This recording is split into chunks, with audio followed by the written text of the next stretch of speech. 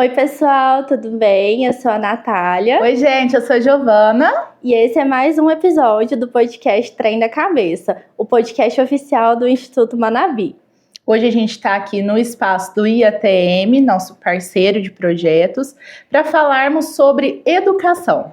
O nosso tema do terceiro episódio, a gente vai falar sobre as sobrecargas, os desafios e os reconhecimentos, mas também sobre o que sustenta quem está na linha de frente na área da educação. A gente quer entender, diferentes pontos de vista, diferentes olhares e experiências que atravessam esse cenário, tanto dentro das instituições quanto dentro das casas, na visão de pais e mães. Nath. Isso, com certeza. E para a gente contextualizar um pouquinho, esse tema, a gente trouxe aqui a Eriane e o Júnior para falar um pouquinho com a gente sobre isso. A Eriane é professora de História, administradora, e o Júnior, coordenador institucional e comunicador social, para falar com a gente sobre esse tema, que é bastante importante para a gente discutir ao longo desse podcast. Então, para a gente começar, gostaria que vocês se apresentassem, Eriane, quiser começar. O Júnior já falou que deixa as damas primeiro, todo cavalheiro ali. Como ele é cavalheiro, então vamos lá. Obrigada pela presença. Obrigada. Muito bom você estar aqui com a Obrigada.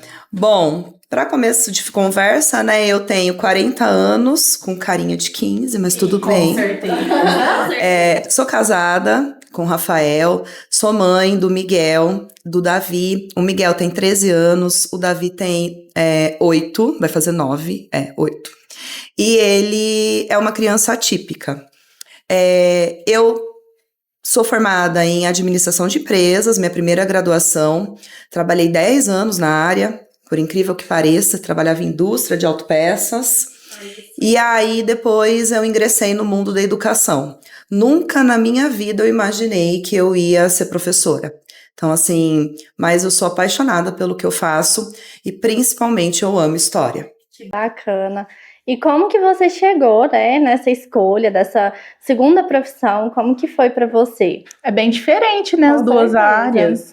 Apesar que não, porque eu tive algumas matérias relacionadas à história na faculdade de administração, que acho que já foi quando despertou meu interesse.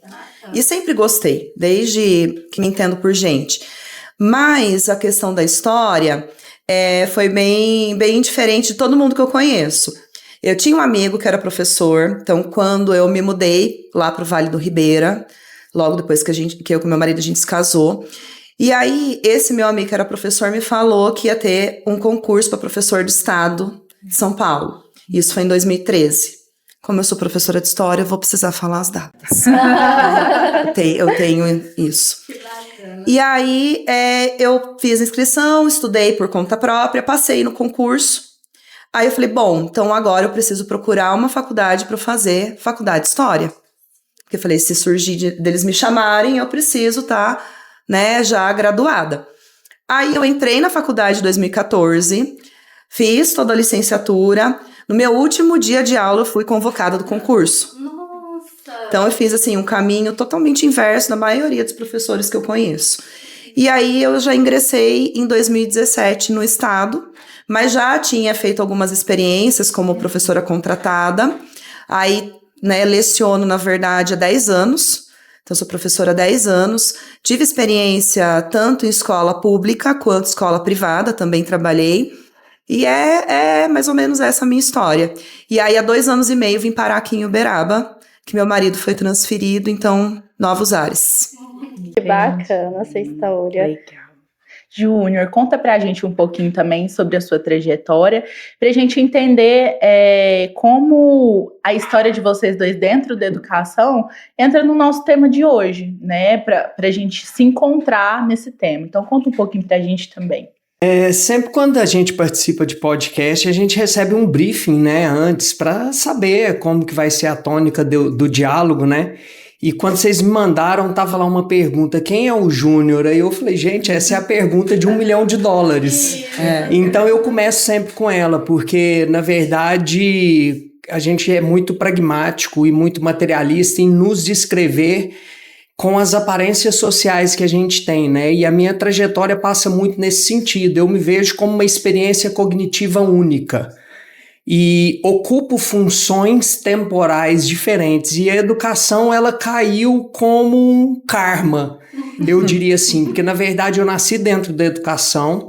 O meu avô era professor de xadrez e minha mãe foi quem fundou o colégio, o qual hoje eu estou à frente como coordenador institucional. Rolou até um bug aqui, viu, gente?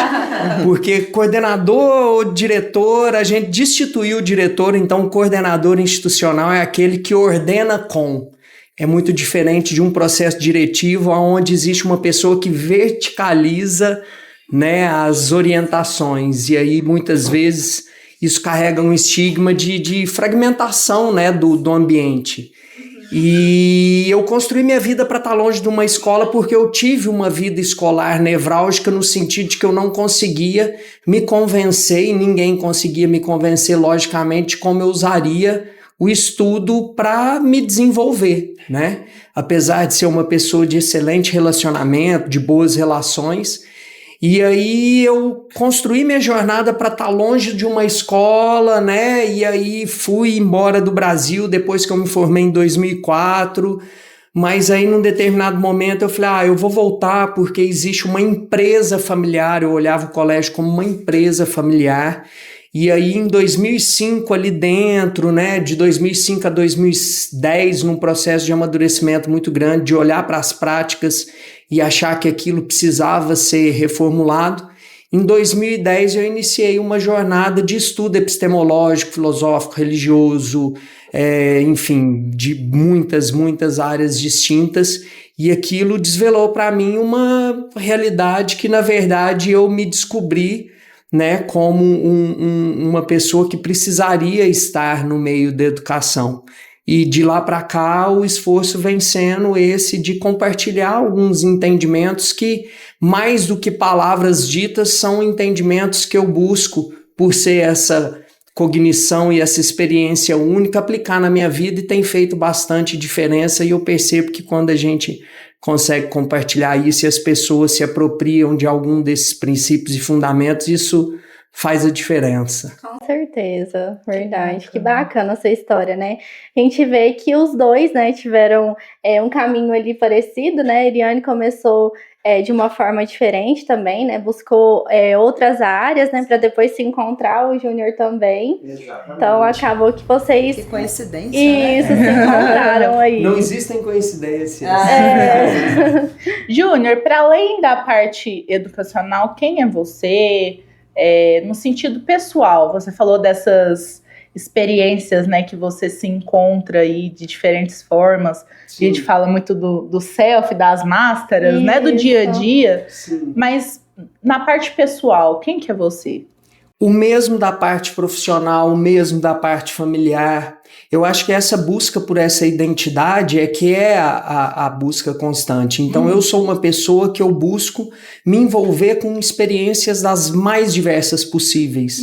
Sem preconceito, sem carregar o estigma de algo que veio antes e trouxe uma impressão sobre determinada coisa, mas que pode não ser a impressão que eu venha a ter.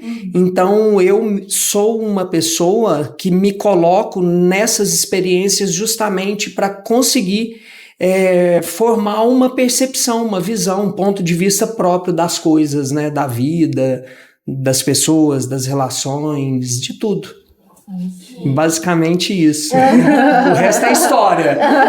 Aí a gente precisaria de outro podcast.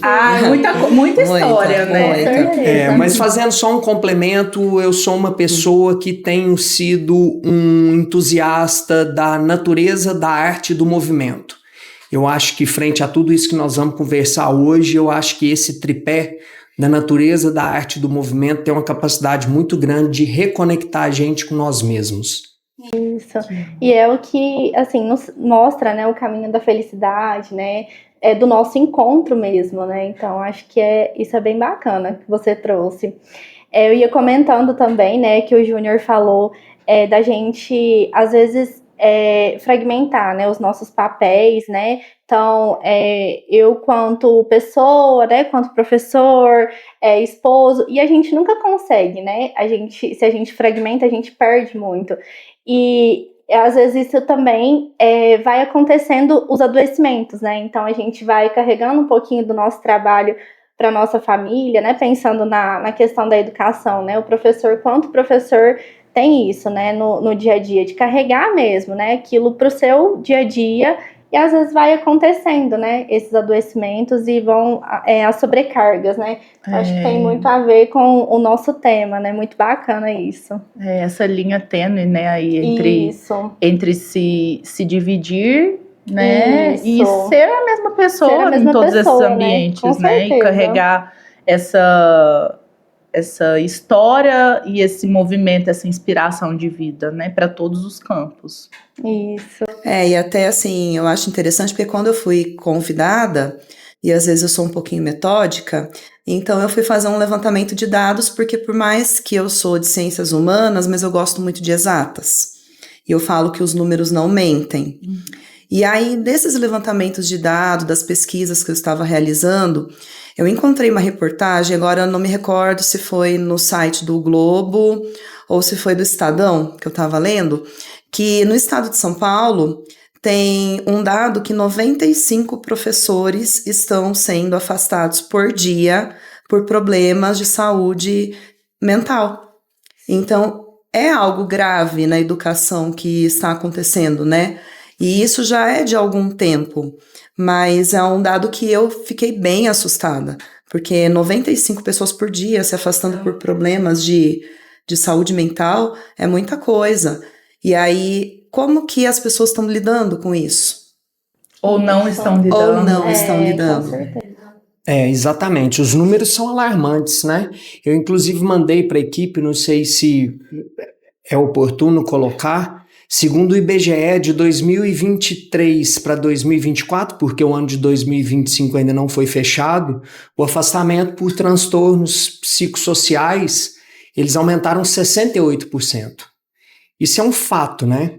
Agora, uma coisa muito interessante, que eu acho muito interessante, eu acho que vale falar, que passa muito dessa experiência, dessas trocas que a gente faz com as pessoas, é que eu tenho reparado que, na verdade, não é algo que permeia só a educação.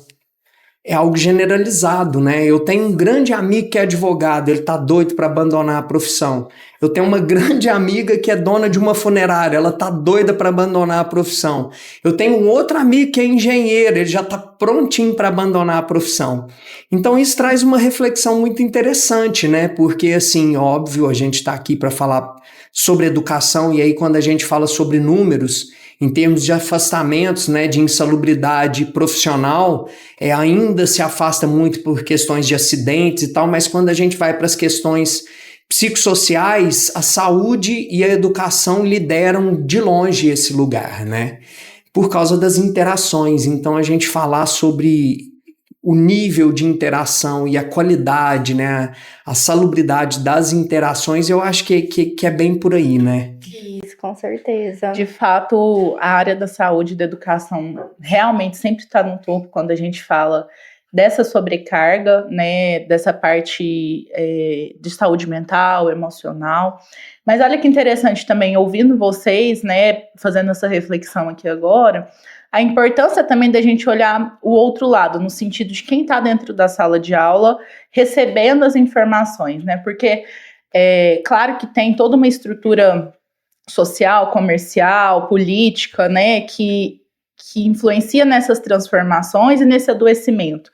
Mas, para além disso, tem a construção de um ser humano que lá atrás, por exemplo, quando estava na escola, poderia, às vezes, ter sido orientado de uma forma diferente ou realmente orientado no sentido de saúde mental, né? Então, a gente está falando hoje de um lado, mas pensando do local da sala de aula, né? Essa interferência a gente pode fazer hoje para o futuro também, né? Essa orientação não significa que a gente vai deixar, né, fazer com que os alunos coloquem na cabeça uma única profissão e sigam o resto da vida, né? Mas elas saberem se permitir também mudar e entender o porquê disso, né? Eu acho que dentro dos limites ali, né, que a gente sabe que existe, acredito que também é uma pauta importante. Sim, né? com certeza.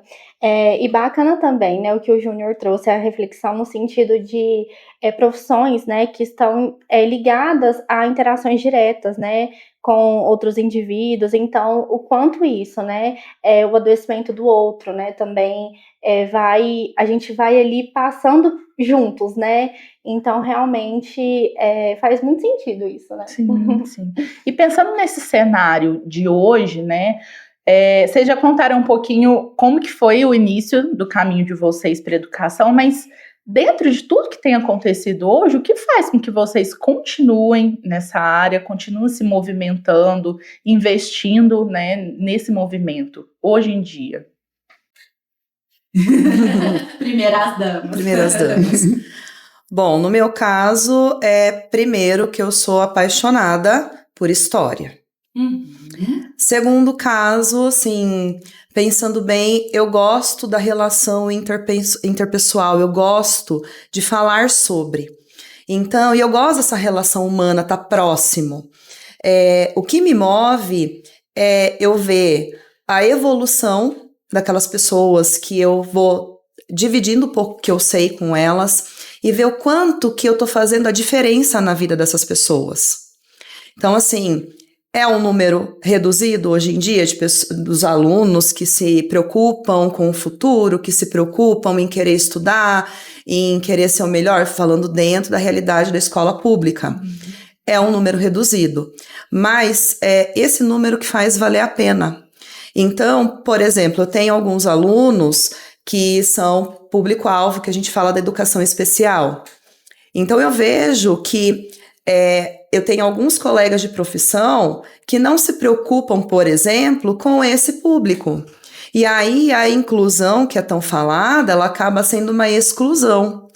Mas eu faço sempre cursos, sempre procuro ajuda, pergunto por quê? Porque eu vejo nesses alunos o meu filho.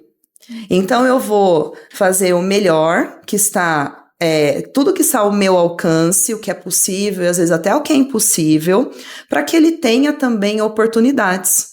Porque se fala muito da educação das crianças típicas, mas se deixa um pouco de lado das crianças atípicas. Então, eles precisam também desse respaldo. Só que, por outro lado, nós, profissionais da educação, nós não temos nenhum apoio. Então, se é colocado, se é imposto muitas coisas, mas a gente não tem uma contrapartida. Eu participei de um curso esse ano, que era um curso a respeito de crianças, como você fazer intervenção pedagógica em crianças autistas. E aí a minha grande dúvida era como adaptar o currículo de história para atender essas crianças, né? Que eu dou aula de 6º a 9º ano. Então, como que eu conseguiria adaptar as habilidades do currículo de história para eu trabalhar com essas crianças que têm as suas especificidades, que são neurodivergentes? E aí, no curso que eu fiz, todas as atividades adaptadas, apresentadas, elas eram para a educação fundamental 1. Elas eram para você, por exemplo, trabalhar a coordenação motora, tanto a coordenação motora fina, né? Para você trabalhar a questão de números, mas ela não trazia atividades práticas para eu conseguir adaptar o meu currículo. Então, falta muito a questão de estudos a respeito disso, de um apoio do Estado a respeito disso, de cursos práticos que a gente consiga fazer essas atividades. Então, no meu caso, como que eu faço atividade adaptada? Eu faço pensando assim: será que esse aluno vai conseguir entender? Então, eu sempre procuro pensar na dificuldade dele, na deficiência que ele tem e tentar fazer uma atividade, por exemplo, prática. Foi uma das coisas que eu fiz com o aluno do 6º ano. Na verdade, acabei fazendo com a turma toda, né, para ser a questão da inclusão e não da exclusão. Mas a gente fez pintura rupestre a partir dos itens coletados no jardim da escola. Aí nós fomos para o laboratório de ciências, em parceria com a professora de ciências, a gente produziu a tinta E aí eles fizeram a atividade prática, né, de transformar aquela tinta que eles mesmos produziram na pintura rupestre. Então eu tirei um pouquinho do que é só no campo didático e a gente fez na prática. Mas são todas as habilidades, todos os conteúdos que a gente consegue fazer isso? Infelizmente não. Então eu acho que é uma das coisas que falta um pouquinho na educação, principalmente no Estado, é esse apoio, né? E também acho que a questão um pouco da família. Aí falar que eu acho que o que está faltando muito hoje em dia é a questão da família, a presença da família. Então, a família tem delegado muito para a escola. O Estado tem pressionado muito a escola. E aí, o professor, ele está no meio de tudo isso. Então, ele tem que lidar com a família, que ela se isenta da questão da educação desde casa, né, que a gente fala que é a educação moral, que nós somos responsáveis pela educação acadêmica, mas a gente acaba tendo que ter uma educação moral.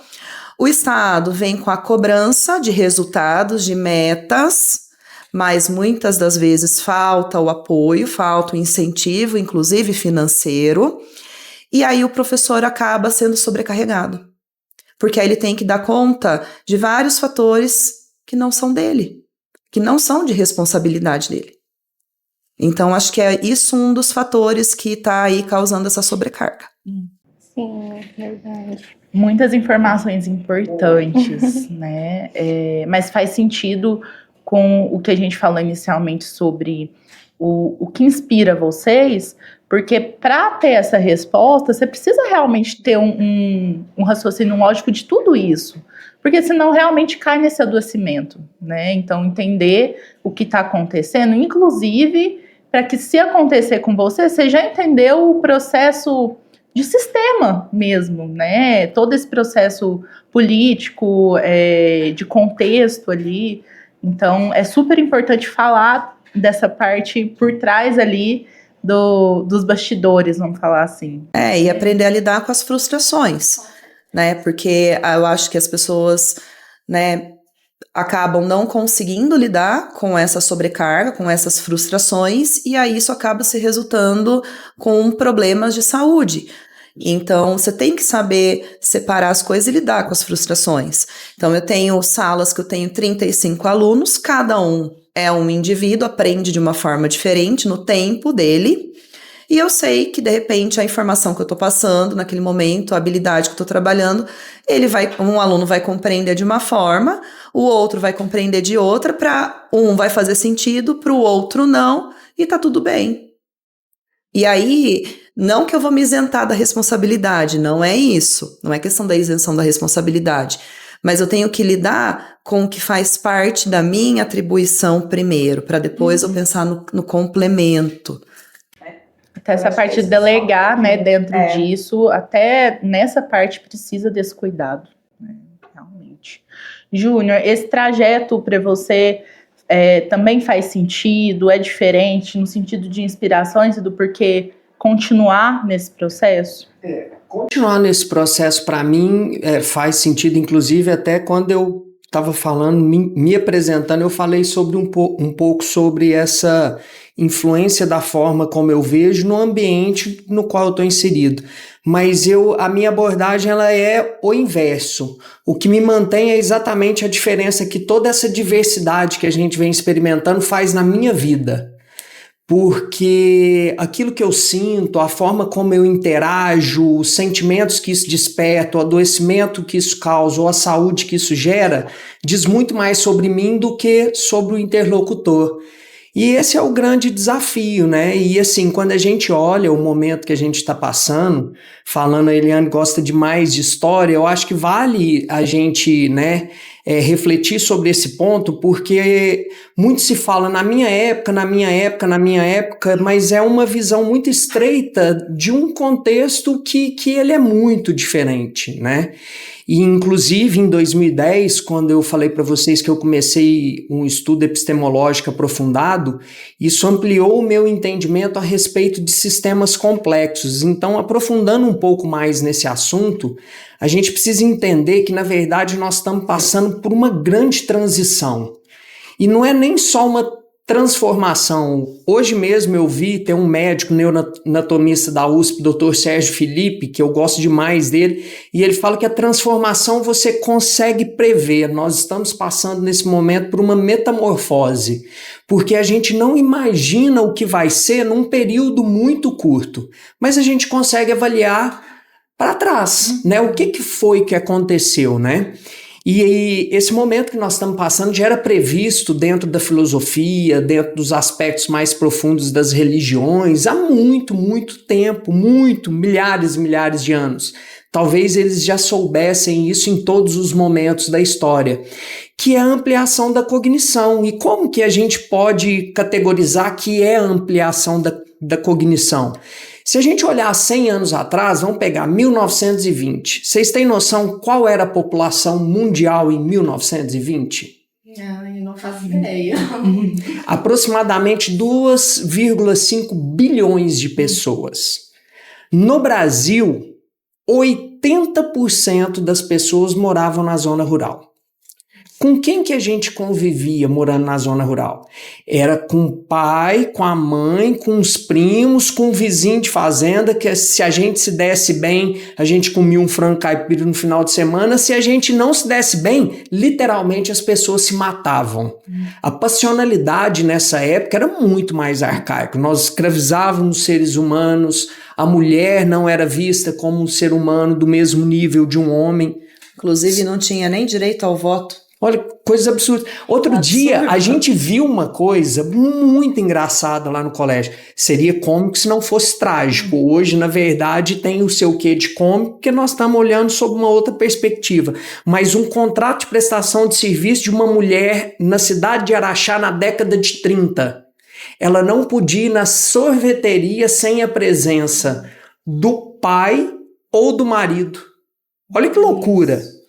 Então, quando a gente vai progredindo nesse entendimento, o que acontece? Se a gente for pegar na década de 70, aproximadamente 60% das pessoas passaram a habitar as cidades.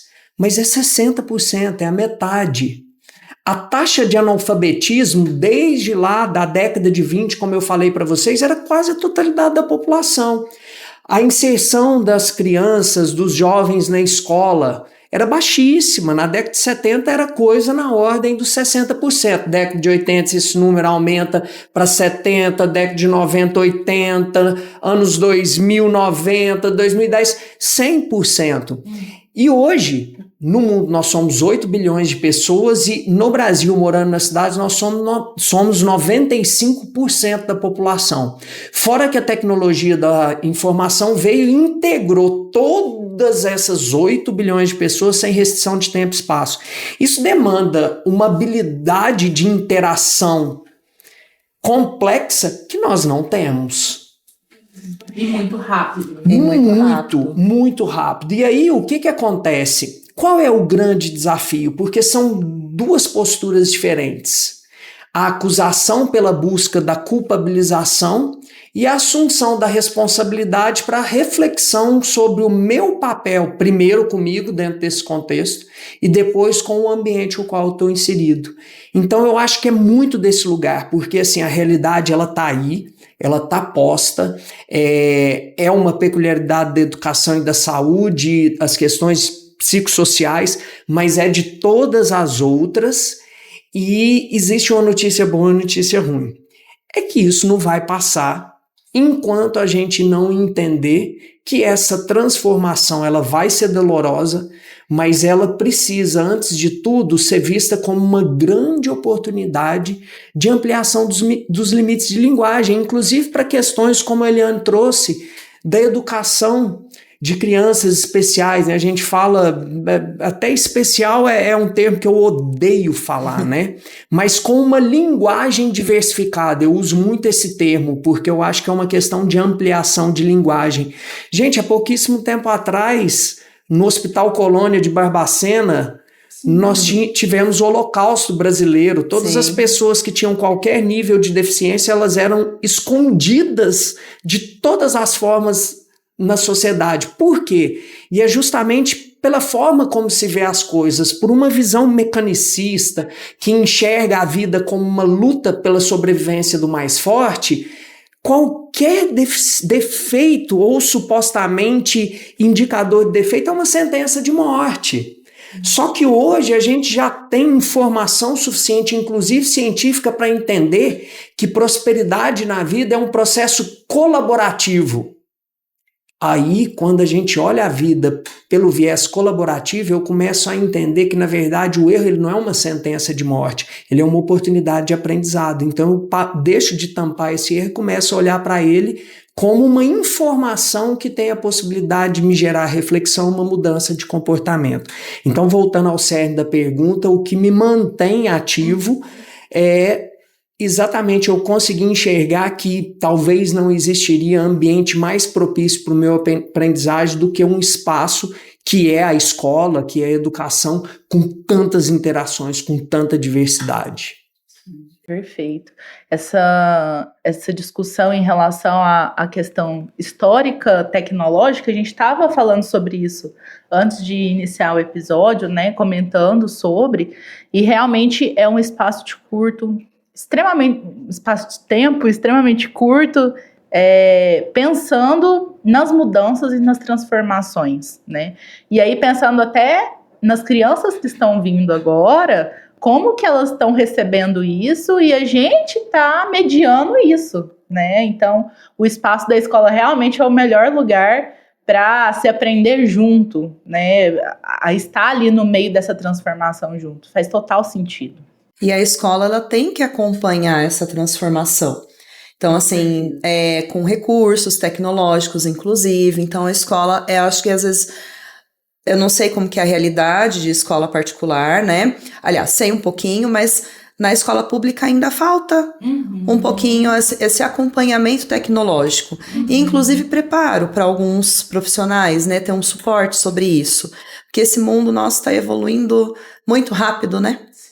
E aí as interações acabam acontecendo também de uma forma muito acelerada. Eu penso que, na verdade, apesar da tecnologia estar evoluindo assim, massivamente, eu sinto que essa revolução, né, eu vejo como uma revolução, abstraindo sobre o que podemos nos tornar em termos de ampliação cognitiva, de consciência, eu penso, na verdade, que é uma revolução humana. Sim. Esses meninos, eu brinco que eles já vêm chipados. E a tecnologia da informação, eles têm uma responsabilidade muito grande nisso, porque biologicamente são estímulos sinápticos, né? Então, assim, neurologicamente vai se conectando. É óbvio que chega num determinado ponto dessas interações, esse processo ele pode trazer malefícios se usado de forma indevida. Eu faço analogia com o aprendizado de dirigir um veículo. Quando a gente começou era caótico, né? Pensa, tanto estímulo, é o pedal daqui, dali, mas depois que eu aprendi... Tem que ser o ponto certo de mudar a marcha e tudo mais, era muito. E hoje a gente faz isso automaticamente, fala no celular e tal, tá certo que bate, mas fala no celular, acontece muitas coisas. A tecnologia da informação também, os meninos desde muito cedo, eles têm muitos estímulos de interação. Só que, na verdade, a nossa geração, né, a gente não tem sido boas referências. Justamente por essa parte humana. Voltamos à questão da história. Se a gente pegar, né, a nossa geração que é ali da década de 80, aproximadamente, vocês são mais novos, né? Eu sou bem do começo da década de 80. Nossa.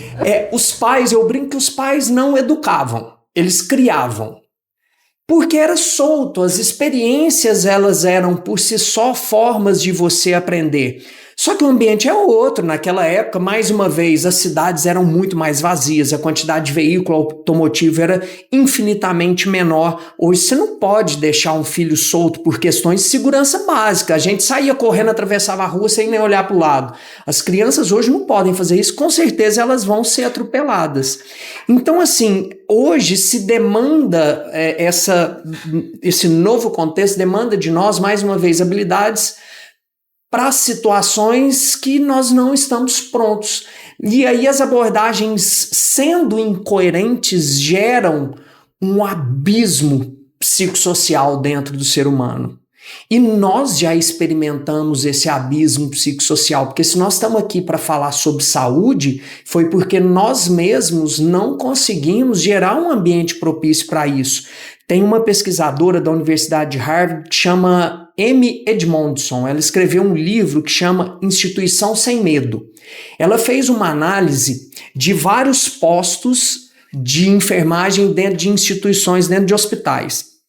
E aí ela fala, até no TED Talks dela, ela fala que quando ela pegou os resultados, ela ficou assim, assustadíssima, porque ela falou, nossa, eu uma pesquisadora nova, como é que eu vou mostrar isso para os meus orientadores? A equipe mais eficaz, mais eficiente, é aquela que apresenta a maior quantidade de erros. Como assim, né? Ela falou que travou geral. Aí ela convidou um amigo, que era um pesquisador também, e falou, ó, vai a fundo e entenda para mim. Na verdade, não é que a equipe que era mais eficiente tinha maior quantidade de erros, é a que tinha segurança psicológica para relatar os erros. Então vamos gerar um processo reflexivo. Qual é a nossa segurança psicológica para chegar para uma pessoa que ocupa uma função, vamos chamar de chefia, e reportar um erro? Que tipo de comunicação, historicamente, vem dessa pessoa? Por isso a alteração do nome, diretor para coordenador institucional. Porque esse estigma está presente. E isso está presente nessa consciência coletiva. A gente não precisa dizer que as coisas são assim. E apesar do ambiente já ter se transformado, nós carregamos essas informações que são históricas.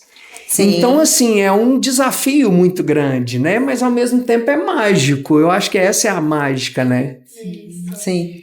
Essa questão dessa transformação cognitiva mesmo, né? Que ela não acompanha a física tecnológica por esse motivo de hábitos, costumes, né? Essa questão mental mesmo de acompanhar, de gerações, né? Então, isso a gente ainda está elaborando, né? Mas realmente, qual que é a segurança, né, que a gente tem hoje para reportar, para falar, como a Eriane tinha dito, né, a importância dos treinamentos, de recursos hoje em dia?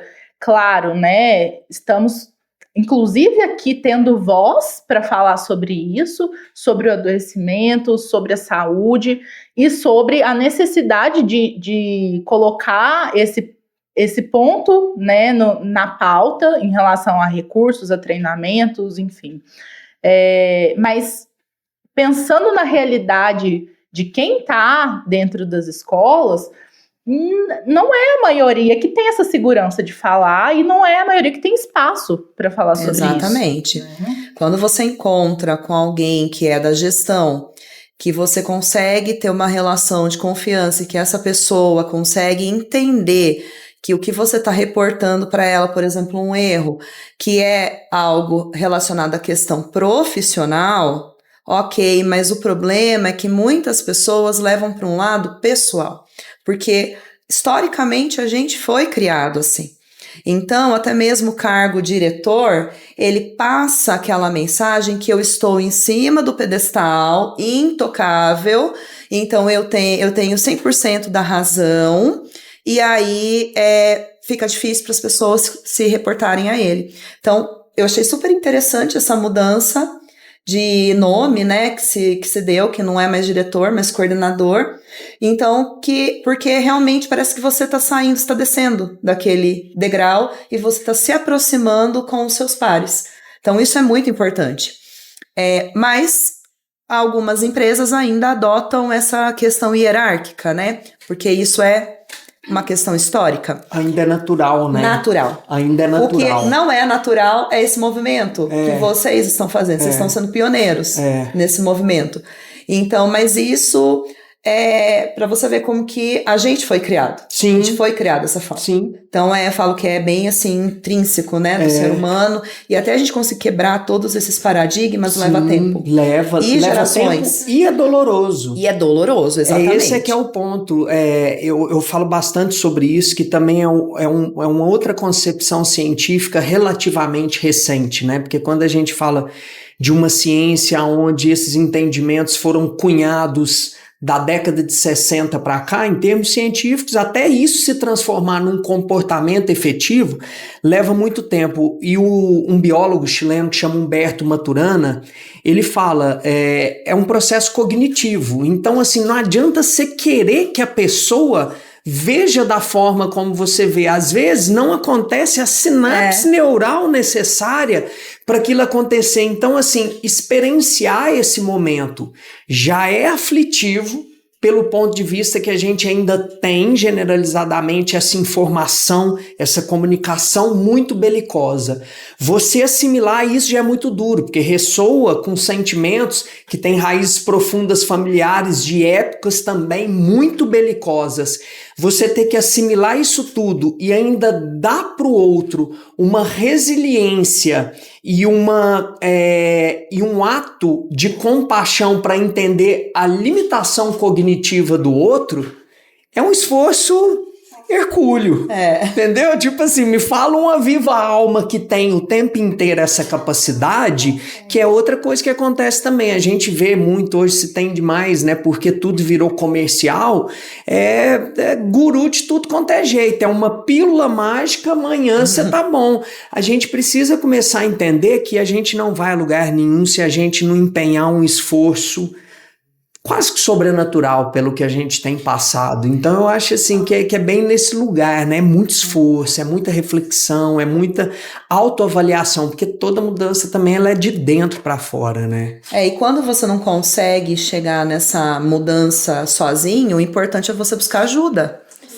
Teve momentos na minha vida que eu não consegui chegar sozinha em algum lugar, né, de mudanças profundas, porque tive muitas mudanças ao longo da minha vida. Então, eu tive que admitir para mim mesma, que é o passo mais difícil, você entender e você admitir que você não consegue sozinho e procurar ajuda, mas uma ajuda profissional. Né? Então, assim, em alguns momentos da minha vida, eu precisei de ajuda profissional. E se não fosse essa ajuda, eu não estaria aqui. Então, quando a gente fala de saúde mental, também tem a questão dos tabus. As pessoas criam barreiras, né, que por conta de questões, não sei se de repente a sociedade julgar, então criam barreiras, não procuram ajuda, não se tratam, como que eu posso falar? Eles não admitem que tem um problema, e aí a situação vai se complicando, vira uma bola de neve, até que chega um ponto que as pessoas acabam tirando a própria vida. Então, é muito importante a gente estar falando sobre isso aqui. Uma coisa que seria interessantíssimo se a gente tivesse profissional, psicólogos nas escolas, mas voltados para o profissional da educação. Porque nós temos, sim, aqui em Minas Gerais, nós temos um serviço de psicólogo na escola, mas é voltado mais para as questões didáticas, né, pedagógicas, e mais voltadas para alguns problemas dos alunos. Normalmente eles fazem, se não me engano, o psicólogo ele acompanha várias escolas, o que eu acho que é muito difícil e não consegue fazer um acompanhamento correto. Sim. E aí ele vai na escola, acho que não sei se é uma vez por mês ou a cada 15 dias, depende, acho que das demandas. E aí ele faz essa roda de conversa, mas com alunos. E cadê o lado de ouvir o professor, que é a linha de frente? Então, se de repente a gente tivesse também esse profissional à nossa disposição, eu acredito que seria mais fácil lidar com os sentimentos, né? Porque muitas vezes a gente passa por situações muito difíceis. Então, situações de uma falta de respeito dentro de sala de aula, não a questão de não respeitar você como profissional, mas também não respeitar você como pessoa. Eu já passei por ameaça, eu já tive meu carro riscado por aluno, coisas assim que, se a gente for contar, você nem acredita. E aí, a falta desse respaldo quando aconteceu, de eu ter esse apoio. Então, seria uma coisa muito importante também a gente ter esse apoio de um psicólogo dentro das escolas. O que a Eliane abordou é sensacional. Por quê? Porque, na verdade, eu acho que uma das maiores evidências de inteligência é a gente saber que a gente não consegue nada sozinho, né? E identificar que em determinados momentos você precisa de auxílio. Aí, pulando lá para o final dessa lacuna que existe de auxílio, de apoio, a gente volta a refletir sobre a prioridade das coisas, né? Uma evidência de que está tudo errado, né? É que qual tem sido a prioridade, né, das coisas? Porque, e obviamente eu não estou fazendo um apontamento, um julgamento, eu estou fazendo uma reflexão sobre a capacidade cognitiva. Platão falava lá atrás que ninguém é 100% injusto, porque o 100% injusto ele é inválido, né? A gente, por mais injusto que a gente é justo às vezes com o vizinho ali. Quando a gente vai ampliando essa percepção de justiça, nós temos os grandes avatares que passaram pela existência e deram até a própria vida, né, a nosso favor. Mas é sobre isso, tipo assim, aonde está o valor das coisas? Então a gente percebe que esse movimento que hoje é nevrálgico vai se tornar mais nevrálgico porque a gente não vê uma mudança em termos de volume, do entendimento de valor, da importância de se trazer à tona assuntos que sempre foram tabu. Não se falava sobre emoções, ainda não se fala sobre emoção. Por quê? Porque o paradigma dominante é aquele que eu comentei com vocês, que a vida é a luta pela sobrevivência do mais forte. Então, eu evidenciar qualquer dificuldade é uma sentença de morte. E aí a gente coloca para fraqueza, né? Qualquer fraqueza, só que todo mundo tem dificuldades e é exatamente o contrário. Quanto mais segurança eu tenho, mais eu consigo compartilhar sobre essas dificuldades e refletir sobre elas, e aí o auxílio é fundamental. Agora, um ponto interessante do que você falou, eu gostaria de compartilhar uma experiência que nós já tivemos lá no colégio, que eu estou à frente. Nós colocamos uma equipe de desenvolvimento emocional em 2017. Ela foi instituída em 2017. Passaram psicólogos, entre psicólogos, terapeutas ocupacionais, até o dia de hoje, passaram 8 profissionais. Todos os 8 profissionais saíram da instituição por causa de esgotamento emocional e mental. Por quê? Porque recaía sobre eles a solução de algo que aquela pessoa que também está dentro da situação tem certa responsabilidade e é generalizado. Eu brinco, eu falo que é igual aquela... Vocês já viram uma molinha que é dentro de um pote de creme, de qualquer coisa, que na hora que você abre a mola pula, parece uma cobrinha, você morre de susto? Eu falo que quando a gente abriu a caixa de Pandora, a vontade era enfiar tudo pra dentro de novo, falar assim, meu Deus, o que está acontecendo? Mas por que eu compartilhei isso? Nós identificamos que o melhor profissional da área de saúde para estar presente dentro de uma instituição escolar, frente ao grande volume de demanda, é um assistente social.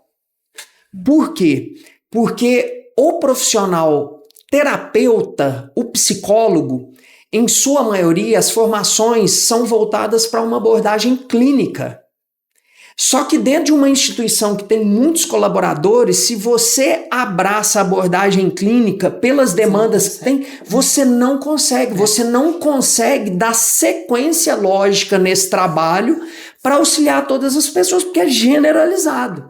Então, o assistente social, quando ele está em interação, ele identifica o nível de necessidade e encaminha para um profissional para que eles possam ter o acompanhamento devido. Foi o melhor formato que a gente encontrou já há 2017, até hoje praticamente 8 anos de experiência, né, dessa abordagem que acredito sejamos os primeiros, quase que os primeiros em nível Brasil a ter feito isso, sabe?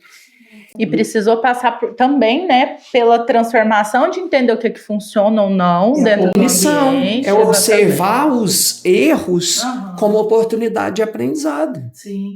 E essa parte da responsabilidade, você citou o exemplo, né, da saída desses profissionais por conta desse esgotamento, e a questão da responsabilidade do outro também, né? É difícil numa instituição realmente a gente entender o nível de demanda, né, a quantidade, porque se fala muito em números também de profissionais, de alunos, mas pensando nessa parte de profissionais que a gente está falando, é difícil também a gente entender o quanto esse profissional vai conseguir lidar com todas essas demandas e, como você disse, né, abraçar o lado clínico ou não. Então, essa distinção é muito importante.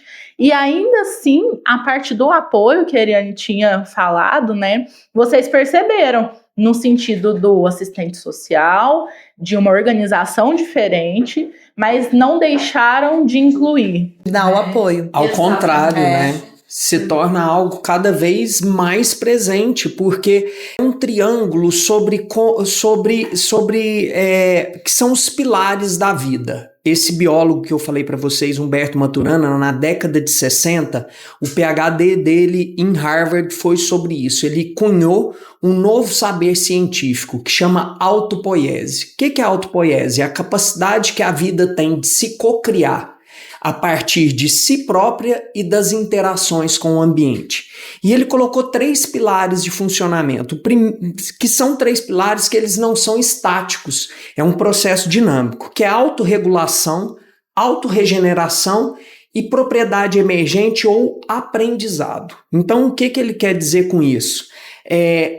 A busca, ela é sempre por estar em equilíbrio e estar se regenerando. Quando você não consegue estar nesse equilíbrio, o que você busca? Alternativas, porque você ainda não sabe, frente a novas situações, como está autorregulado e autorregenerado. É aí que o aprendizado acontece. Em termos de autorregulação, o fator 001 é a emoção. A gente interage e experimenta as coisas, o primeiro movimento que acontece, ele é na emoção. E a emoção ela é concentrada, em termos fisiológicos, no coração. Você vê que a gente sente no coração, que é o primeiro órgão do ser humano a ser desenvolvido. Tanto que é coração, ele vem de coronária, ele é na região do cérebro, depois ele desce. Então, assim, se a gente negar a emoção, nós estamos negando a possibilidade de controlar a única coisa que a gente tem capacidade de controlar, que é a gente mesmo. Então, assim, centralizando toda a nossa conversa a respeito de saúde, vamos fazer uma busca e olhar e ver se as nossas abordagens gerais, não só da escola, mas da sociedade, têm olhado para isso. Sim. E os números mostram que muitas das vezes não. O sofrimento ele é inevitável, né? Sim, e o sofrimento ele molda o ser humano também. Sim. Como eu falei anteriormente, a questão da frustração, você saber lidar com a frustração.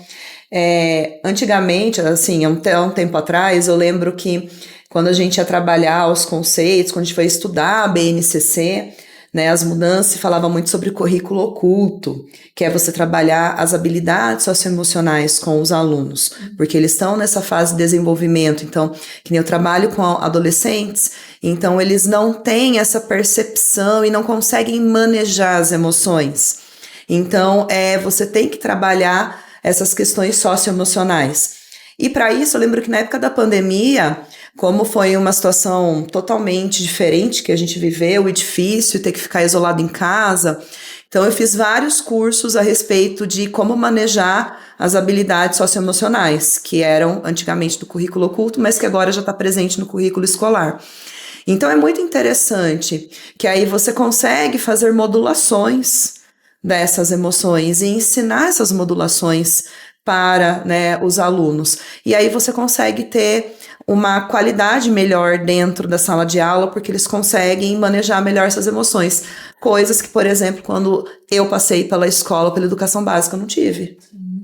Você teve? Não.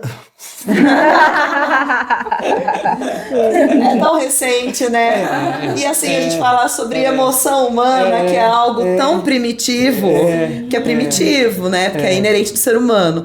E você falar sobre habilidade socioemocional, uma coisa tão recente, foi introduzido na escola tão mas pouco até tempo. A forma como se experimenta a emoção tem muito dessa questão cognitiva, né? Você pega, por exemplo, os nossos avós, Quando os nossos bisavós falavam, faz isso. Por quê? Não se falava por quê. Tipo assim, era uma obediência irrestrita, mas não existia nenhuma cognição neurológica para haver um questionamento. E às vezes era uma emoção que ela não era trazida, entendeu? Na ela verdade, não era nem... assim, a pessoa, né, que tá um pouco mais velha que você, ele era inquestionável. Então, até volta naquela conversa que a gente estava agora há pouco, sobre a questão da posição. Sim. Então, eu sou mais velho, eu sou o chefe da família, eu que mando, e você obedece, você não questiona. E aí, enfim, voltamos ao ponto central, é algo que é muito recente e precisa ser visto, assim, com bastante cuidado, né? Sim, com certeza.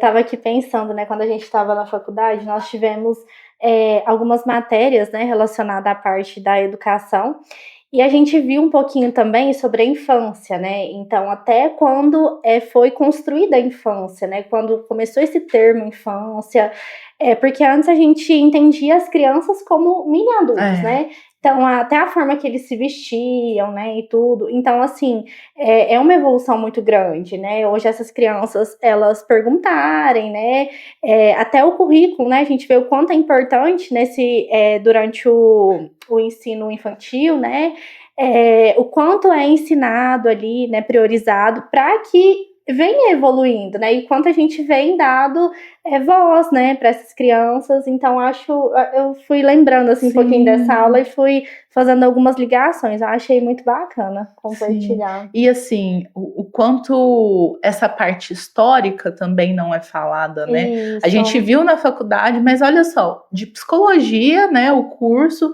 e a gente viu parte da faculdade voltada a isso. A gente não ampliou, a gente não...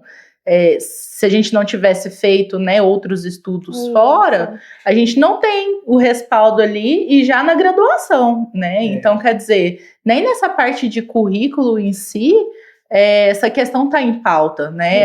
Essas transformações. As universidades, elas apresentam uma grande lacuna nesse sentido. Sim. Inclusive, não só uma lacuna sobre assuntos a serem tratados, mas um academicismo excessivo, né? Que é o que nós estamos falando. Mais uma vez, vamos falar de história, né? A ciência, ela surge ali na época do iluminismo para trazer a luz da verdade, mas em termos de cognição, de comportamento, mais preocupado do que trazer a luz da verdade, ela estava preocupada em desmentir a igreja. Então, assim, quando você olha esse comportamento, ele ainda é generalizado. Basta ver que grande parte dos professores, eu estou falando, obviamente eu não estou entrando em distinção, mas a gente vê de forma recorrente que são pessoas que não aceitam ser questionadas. Agora, a base do pensamento científico, quando a gente olha para grandes cientistas, por mais que eles sejam notórios, produzir alguma coisa, o primeiro movimento é começar a questionar isso, né? Então, assim, essa lacuna, vocês veem que tá nas universidades, está na escola, ela tá na sociedade, é a tônica desse sofrimento, né, que a gente vem experienciando, e é um momento muito oportuno para se falar disso, e grandes movimentos nesse sentido, apesar deles não serem os mais volumosos, eles já estão acontecendo. Né? Assim, até...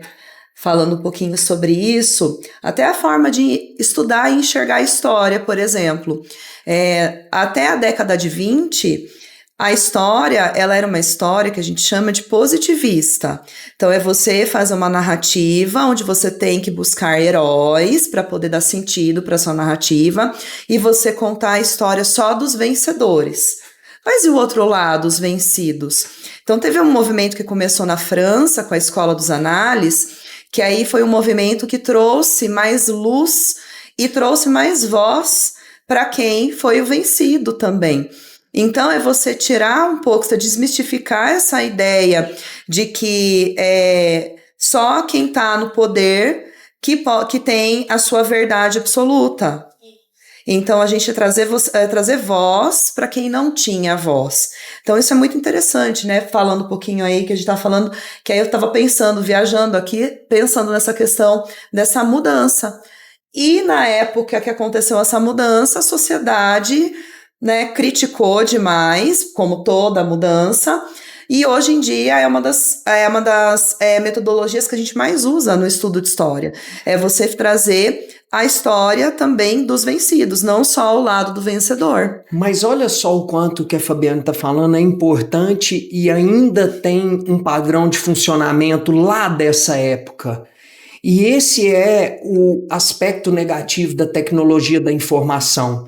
Você consegue massificar um discurso e fazer com que as pessoas, no geral, tomem uma visão parcial como uma verdade universal.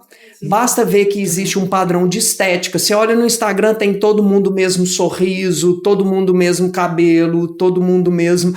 Tem um cara que é sensacional, chama Miguel Alcoforado, vocês já viram? O antropólogo do luxo. Ele é um antropólogo e ele estuda o rico. Por que eu tô falando ele, né? Quando eu vi, eu falei, gente, eu vou ter que ver isso aí pra, né, entender. E ele é sensacional, ele virou e falou assim, que na verdade o rico não está relacionado com a quantidade de dinheiro que você tem, mas a quantidade de dinheiro que você parece ter, e sustentar essa imagem dá um trabalho. Gente, olha o tanto de energia que a gente desprende buscando pertencer a algo que muitas vezes está longe da nossa identidade. Só existe um resultado: o sofrimento. Nas mídias sociais pode estar todo mundo sorrindo, mas na hora que fecha a porta no quarto, haja Rivotril para dormir. E você sabe que é uma das coisas que eu converso muito com os meus alunos, porque assim, eu adoro rede social, posto tudo que eu, né, não da minha vida particular, às vezes algumas coisas, mas mais da vida profissional. E aí eu tive uma fala de um aluno esses dias que ele falou assim, nossa professora, você é tão feliz, sua vida é tão perfeita. Aí eu falei, ele falou, eu falei, então, mas você acha que eu vou postar na rede social os boletos que eu tenho para pagar? Ou a rede social a gente posta só a parte boa? Falei, você já viu algum influenciador, alguém que, né, postar a parte ruim? Não, só posta a parte boa. Falei, então não se deixe levar por isso. Porque todo mundo tem problema, todo mundo tem uma vida por trás disso. Então, o que eu percebo é que eles estão sendo muito, assim, muito levados por esse tipo de pensamento, por essa vista, né? E adoecidos por isso. Porque é igual o Júnior falou, né? Querendo ficar próximo de uma realidade que não é a realidade que se vive, né? E vai gerando, né, uma autocobrança, uma comparação excessiva. Sim. E aí a gente vai recebendo, né, os nossos pacientes e vendo, né, como que isso é uma realidade, né, assim. E acaba interferindo muito na escola, no aprendizado, porque aí não consegue lidar com essas frustrações, não consegue ter esse discernimento de saber que é uma propaganda, de repente, que a pessoa está vendendo uma vida que não é a vida real, e colocar aquilo como se fosse o que ele tinha que seguir, como se fosse o padrão da vida, como se fosse fácil conseguir. E aí acaba deixando de lado o estudo, o conhecimento, o aprendizado, achando que tudo vai vir muito fácil. E a gente vê também isso, né? Assim, outras profissões, né, sendo formadas, né? Então, influenciadores, né, e tudo. E às vezes as pessoas, né, pensando que aquilo é muito fácil de ser conquistado, igual você falou, né, Eriane, de às vezes deixar o estudo de lado, né, e acabar focando em algo que, assim, seja muito idealizado, né, e não seja possível. E daí então, vem esse adoecimento. O adoecimento, né? Com certeza. Pensando nessa questão que a gente falou da necessidade, né, que a gente já viu e que os dados mostram de se falar sobre emoção e desse adoecimento, né, se fosse para vocês falarem, exemplificarem, como que vocês têm sentido emocionalmente isso, pessoalmente, estando nesse ambiente, né? E pensando também nos filhos de vocês, como que vocês percebem isso neles? Qual que é a impressão que vocês têm frente a essa questão emocional? Precisamos responder? Bom, em relação aos meus filhos...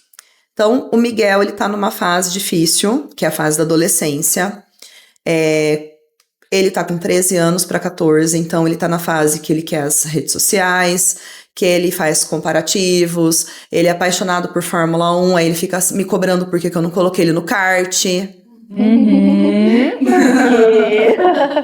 Aí eu falei, bom, porque primeiro, tudo custa muito dinheiro, e segundo, que você tá nessa onda agora. Mas eu acho que tem que ter um suporte da família. Então você tem que estar atento ao que está acontecendo com o seu filho dentro de casa.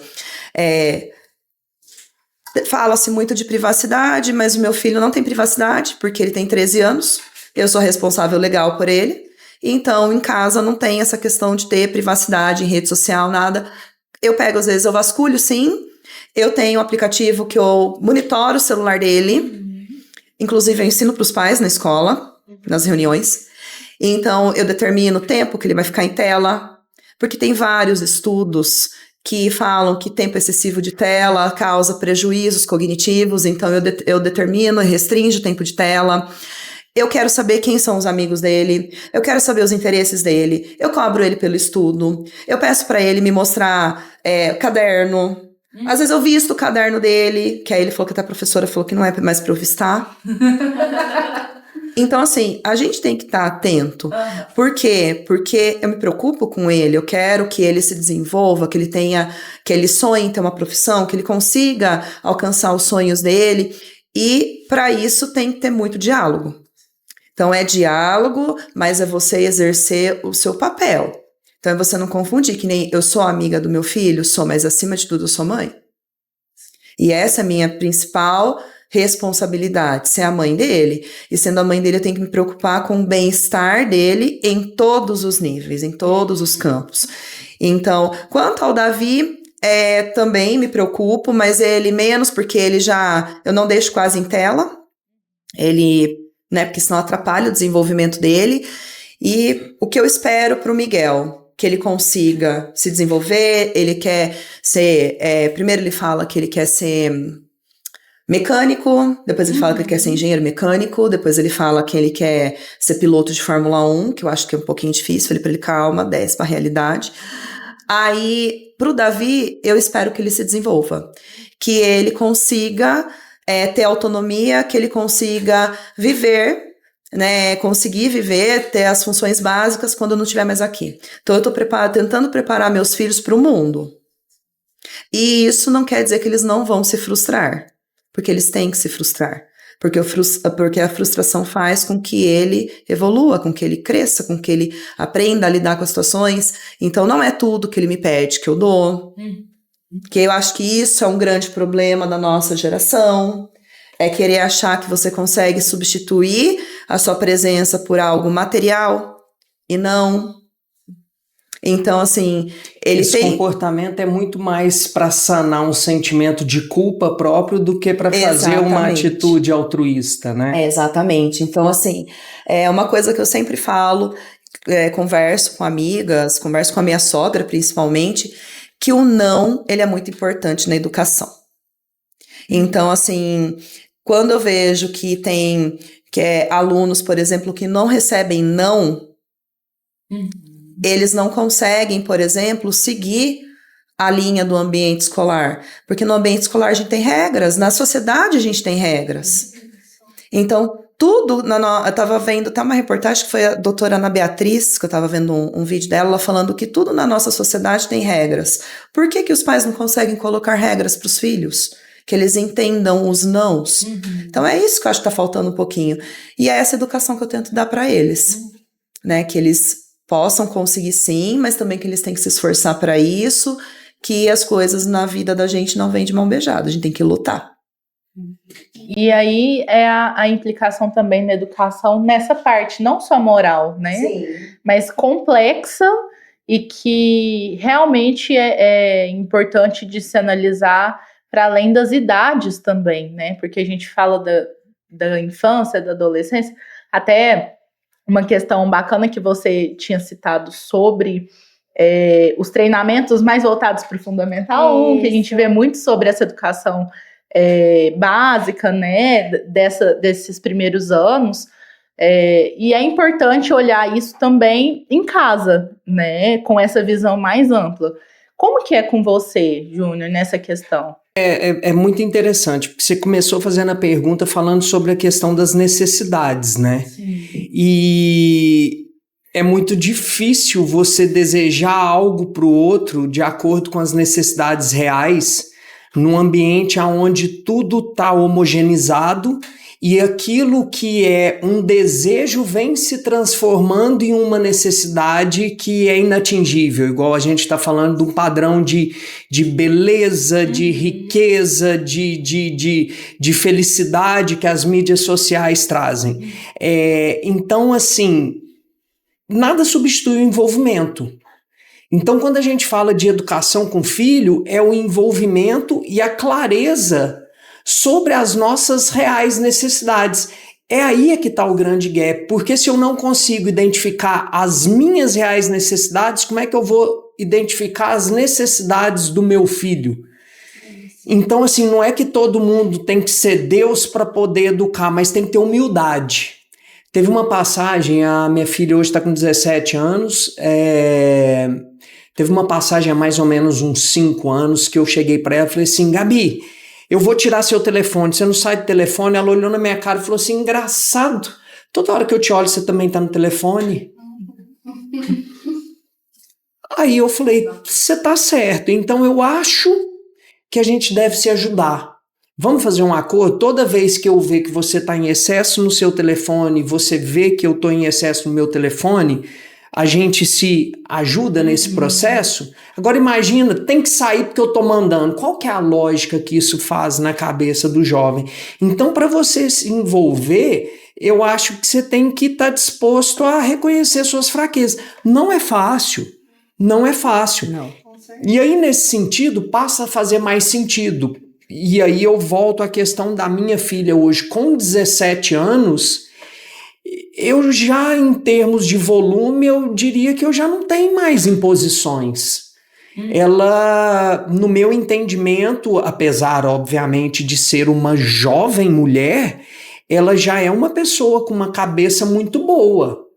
Mas durante todo esse processo existiu uma lógica e um envolvimento genuíno e um diálogo sobre o que deve ou não deve, não o que pode ou o que não pode, que é outro estigma que a gente fala, não pode, mas acontece. E aí, quando você fala que não pode, você traz uma carga como se aquilo não pudesse acontecer mesmo. E quando acontece, o que faz? Varre para debaixo do tapete. Mas por que não deve? Não deve por isso, por isso, por isso. E aí eu acho que a função dos pais é estar próximo para permitir que os tombos aconteçam e aí você dá a mão para levantar e, obviamente, evitar que tombos catastróficos, né? Porque nós estamos falando coisas que são risco de vida, sim, né?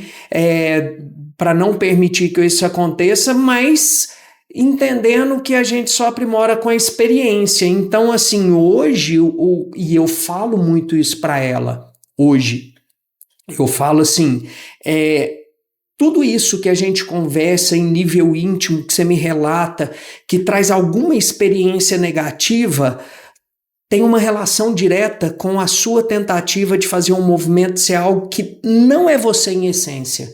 Então, o meu maior desejo, que não significa que vai ser a realidade, é que ela consiga, o mais rápido possível, encontrar a sua identidade e ter segurança da sua identidade. E enquanto pai, eu faço os movimentos que eu acho necessário para que isso aconteça. Mas é um desafio, né? Porque, assim, é esse o meu movimento. Volto lá atrás, né? Quem é o Júnior? Eu estou buscando. Vou sair daqui e vou continuar buscando, porque verdadeiramente esse não sou eu. Esse é a experiência na qual eu estou enfiado, entendeu? Pode falar.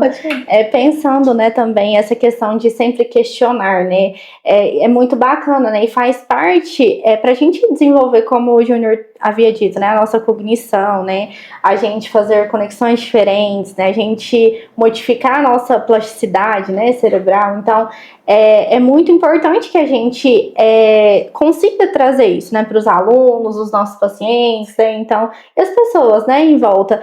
mas também o quanto isso hoje é visto de uma forma diferente, né? Então, às vezes aquele aluno, né, aquela criança que tem essa questão, né, de questionar é visto de outra forma, né? Então, às vezes vem de um aspecto meio... Desperta o medo em quem é questionado. Isso, com né? certeza. Tipo assim, como tá questionando uma coisa que eu não sei, isso me traz insegurança, pode ser evidência de uma fraqueza, né? Com certeza. Então E gera também é isso. uma construção histórica, porque sempre o professor, a relação professor-aluno, o professor, ele era o detentor do conhecimento, e o aluno era enxergado como se ele fosse um livro vazio, como se ele não tivesse nenhum conhecimento prévio, e não é assim. E aí, assim, entra você ter esse jogo de cintura na hora de você conversar com o aluno, e você deixar bem claro que você é um ser humano, em primeiro lugar, com qualidades, defeitos, com fraquezas, né, e virtudes também, e que você tá ali para aprender. Então, o que eles trouxerem de informação nova, você pesquisar, você se abrir, que você tá lá para aprender, é uma troca. Então, a relação não é mais eu, professor, eu sei tudo e você não sabe nada. Muito pelo contrário, eu aprendo todos os dias na sala de aula. Coisas diferentes, sobre assuntos diferentes. Então, é você ter, também você construir essa relação com ele, essa abertura. É você não colocar uma barreira entre você e seu aluno, por exemplo. Isso, verdade. E nos pais também, né? Eles terem essa percepção, né? Ampliar essa percepção, porque realmente a gente vê muito, ampliar muito, às vezes, o diagnóstico de TOD, né? E que se a gente vai olhar, né, diretamente para isso, às vezes não é algo real, né? Então eu acho muito bacana a gente compartilhar, né? Ver como que isso tá, assim, muito ligado, né, no nosso dia a dia, nas nossas experiências, então é muito bacana a gente ir, assim, aprofundando sobre isso. Essa questão dos diagnósticos, né, muito presente ainda, essa dualidade, por ser recente também, né, igual a Nath falou, da questão do TOD, do desafiador, e o quanto isso ali está dentro dos limites do que é prejuízo e o que é construção, né, Isso. Então é o que vocês falaram de deixar os filhos prontos para o mundo, mas não simplesmente isso, né? Deixar eles também com essa capacidade de questionar, né? Que é muito importante. Eu vejo entrando especificamente no ponto levantado, eu vejo uma luz de alerta na questão do diagnóstico, porque o que temos generalizadamente não são diagnósticos, são classificações. O Dr. Sérgio Felipe, esse neuroanatomista da USP, ele fala isso de forma assim muito lúcida, que na verdade o diagnóstico é como aquela condição funciona no indivíduo. Né? Então, assim, hoje a gente vem tendo as classificações como sentença e massificando a abordagem, porque, na verdade, não é por maldade, é por limitação cognitiva. A minha dificuldade em me envolver com o outro é tão grande porque isso evidencia muito sobre quem eu sou, e lidar com quem eu sou é impossível para a maior parte das pessoas. Então é mais fácil eu classificar, porque isso coloca numa prateleira que pelo menos deixa aquilo previsível. E isso tem seus reflexos. É por isso que quando a gente fala sobre inclusão escolar é um desafio muito grande, porque isso é um processo longo. Como eu falei, há pouquíssimo tempo atrás nós tivemos o Holocausto Brasileiro no Hospital Psiquiátrico lá em Barbacena. Para vocês que não sabem, pesquisem para conhecer. O Hospital Psiquiátrico de Barbacena, sim, ele foi um manicômio, né? Que na verdade era para 200 internos e chegou a ter mais de 5.000 internos. Por quê? Porque na verdade não eram só pessoas que tinham questões neurológicas, né, ou alguma patologia, mas eram as pessoas que eram relegadas socialmente. Então uma mulher que engravidava de um político ia para lá. Inclusive, para aqueles que não sabem, nós mineiros nós temos uma expressão que a gente sempre fala, é um trem de doido. É o trem de doido. O trem de doido tem origem nos trens que iam para Barbacena. Tá vindo o trem de doido. Entendeu? Eu tenho esse livro. Muito bom. Então é sobre isso, né? A necessidade da gente arrumar soluções fáceis e rápidas. E as coisas não são assim. E tirando a nossa responsabilidade, né? Enquanto isso. Né? Tanto quando a gente fala da questão da própria história, né, o quanto as pessoas sabem da história que está perto delas, né, e o quanto deixam de lado isso por vários motivos ou por não conseguir sustentar que isso aconteceu e aconteceu próximo, aconteceu recente em questão de tempo. Nossa, né? muito. E inclusive a questão do nome, né, quando a gente estava nas reuniões falando do nome do podcast, do Trem da Cabeça, isso surgiu, né? Justamente essa questão de Verdade, não tinha feito essa ligação. A gente conversou muito sobre isso, assim, e até entrando num debate de, nossa, o quão pesado é isso, né, toda essa história, mas não, o quanto a gente precisa falar realmente, né, não necessariamente é o nome por conta disso, mas nos remeteu, porque é uma história muito próxima, né, exatamente. E tá muito alinhado, né, com o nosso objetivo, né, Sim. de trazer informação a respeito, né, da saúde mental, então acabou se unindo. E tá acontecendo, eu penso, como deve ser esse bate-papo nosso, ele tá tão legal porque tá gentil, tá respeitoso, né, porque é a linguagem, não adianta a gente virar, e é muito do que acontece hoje em termos estruturais, como a Eliane falou lá, tipo assim, é o Estado verticalizando, você tem que fazer isso, sim, mas não entendendo como aquilo se dá na prática, e quando eu falo de Estado, eu não tô distinguindo escolas públicas e privadas, não, porque as normativas, elas são documentos todas, orientativos, né, gerais, né? Eu tive com o presidente do Conselho Nacional de Educação uma vez, porque eu faço formação de equipes educacionais, comecei lá atrás na BNCC, lá em 2016, eu já comecei a fazer esse processo, porque a gente já vinha numa reformulação, e aí quando saiu, parece que meio que o entendimento já estava assim, bem pronto, e numa conferência, não lembro se foi em Ribeirão, não sei se foi em São Paulo, eu falei com ele sobre isso, ele, né, falou alguma coisa, eu virei e falei assim, mas na prática existe um abismo para que isso aconteça. Ele virou e falou assim, por quê? Eu falei, por causa do desrespeito à capacidade cognitiva das pessoas.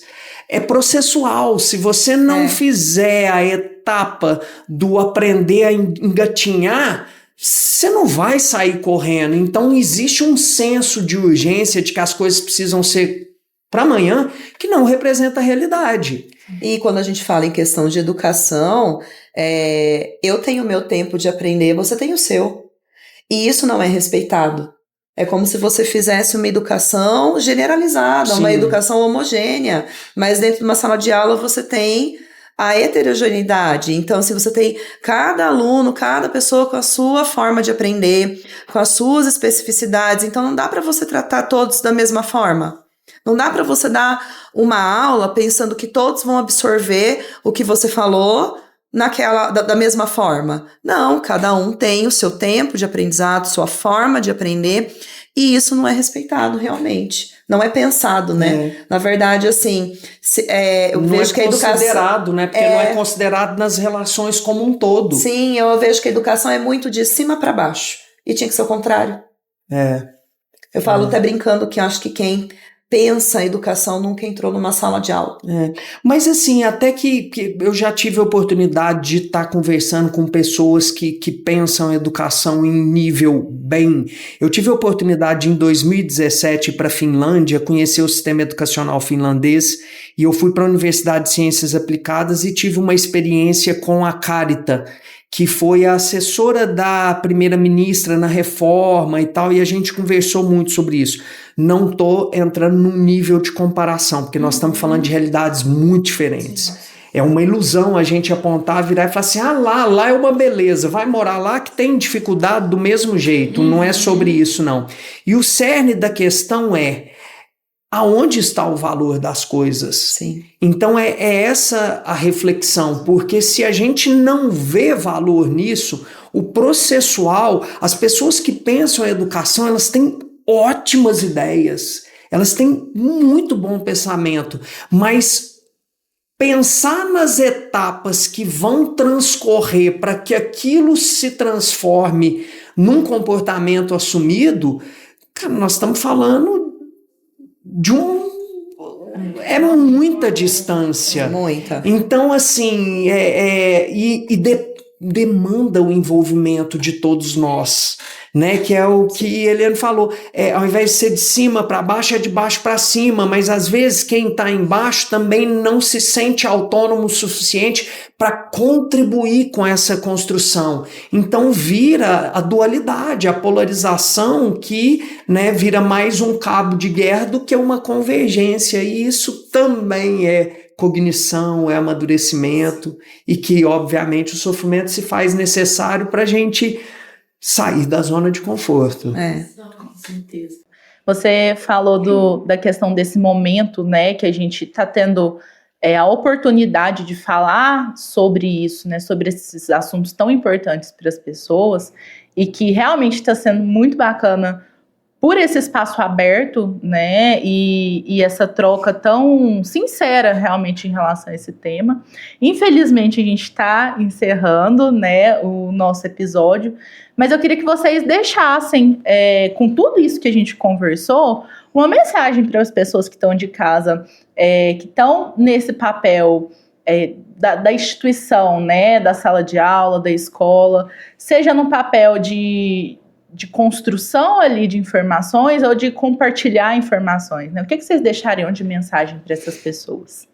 Bom, primeiro eu queria falar aos meus colegas de profissão que não desanimem, que nós temos, assim, uma missão que ela é árdua, mas que vale a pena. Quando você vê que aquele aluno que você conseguiu ir construindo com ele o conhecimento e fazendo com que ele se desenvolvesse e ele conseguir chegar onde ele tinha planejado, isso vale a pena. Então, para as pessoas não desanimarem, né? Principalmente os profissionais de educação, e que o ser humano, ele vale a pena a gente investir. Por mais que seja desafiador, mas depois, quando você vai vendo o resultado, isso vale a pena todo o esforço que foi feito. Você, João. Eu vou parafrasear Sócrates: conheça-te a ti mesmo e conhecerá o universo e todas as coisas. Por quê? Porque frente a um cenário, vamos colocar, apocalíptico, né? Talvez não é uma expressão demasiada, você buscar observar em você as coisas que te desregulam, o que te regula, os seus sentimentos, como você lida com os seus sentimentos. E aí, obviamente, eu já vou falar sobre 3 coisas que eu acho fundamental, que ajudam muito nisso. Vão te colocar numa posição de autogestão, porque se você não governar você mesmo, você será governado pelo acaso, e essa experiência ela é muito desagradável. E aí, uma indicação: existem 3 coisas que notoriamente, inclusive, têm sido prescrições médicas, né? A natureza, o contato com a natureza, principalmente porque, em termos científicos, ela mostra padrões de funcionamentos de equilíbrio, que são evidências, né? Daria um podcast, fica até a sugestão para falar sobre isso. A arte, né? Porque quando você está em contato com a arte, você tira o dogma do sentimento, né? A gente realmente se entrega ao experienciar uma música, um quadro, né? Uma dança, alguma coisa assim. E o movimento, né? Estejam em movimento, porque o movimento é o fluxo, né? Então, assim, é isso.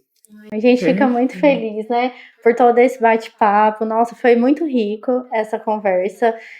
Fico muito feliz de vocês aceitarem, né, o nosso convite. Foi muito gostoso.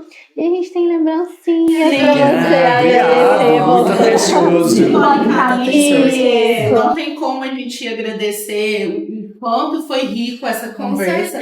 Mas muito obrigada. Muito obrigado. Agradeço. E Muito se vocês obrigado. quiserem, né, deixa pro pessoal as redes sociais também, para quem quiser conversar com vocês a respeito desse a vida tema, de vocês. né?